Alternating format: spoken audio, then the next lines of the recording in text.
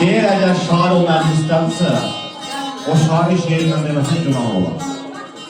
Öyle şair, gələn adam maya qoğaçı nəf götürər.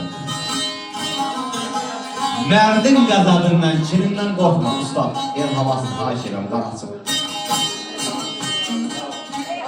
Mərdin qəzəbindən, kirindən qorxma. Of Allah, sana yaman günü, yaman göstərir. Tərbiyə gözləmə haşa özümüzdən, tərbiyəsizdən ədəbi mərifəti qalan göstərir. Dəmri qızıldan seçən qiymətdir. Ədəbətən, insanı sevdirən səmiyyətdir. Abəhman, qocanın hünəri sözdür, söhbətdir, bax belə cavanın hünərin meydan göstərir. Dərdağı, təbin çağları coşdu. Rasim, talih yar olmasa övünmək boşdur.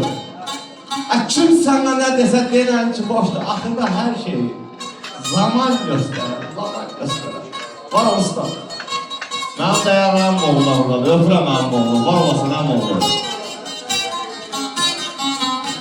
Süsənli, sümbüllü, tərdən öfkəli yaylaq, bizim yaylaqlara bənzərsən. İçən ölməz ab-ı köfsər suyundan bulaq, bizim bulaqlara bənzərsən. Şeh dağı əyricə daş kət baharı, ah sürülər sarı yaldan yuxarı, gözəller seyr eder bu oylaqları, oylaqlara bənzərsən.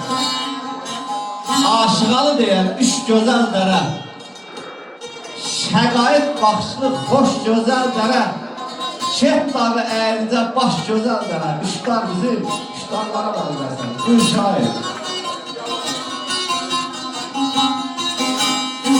Gəl mənim eşkimin dağbana öfşəsi,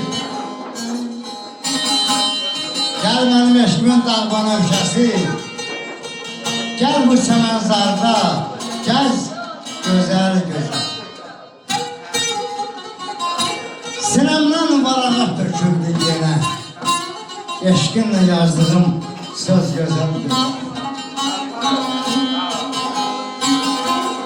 Ötür ömrümüzün vədəsi vaxtı, hər ayın, hər ilin öz tacı, taxtı. Nə gözəl boylandı, nə gözəl baxdı, nə gözəl süzüldü göz, gözəl gözəl. Səndən bağlı nə olur, nədən? Ömürdən xoş keçən illərə heyran, dönlər gözlərini, gözlərə qurban, səni sevəni də süz, gözəl gözəl.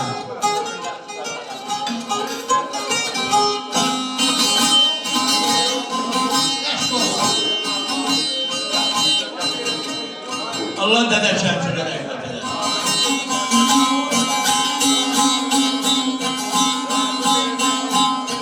Dərdləndim bir yazım. Dərd insana ziyanıymış. Yıkıp ömür sarayını ahir bir an koyanı.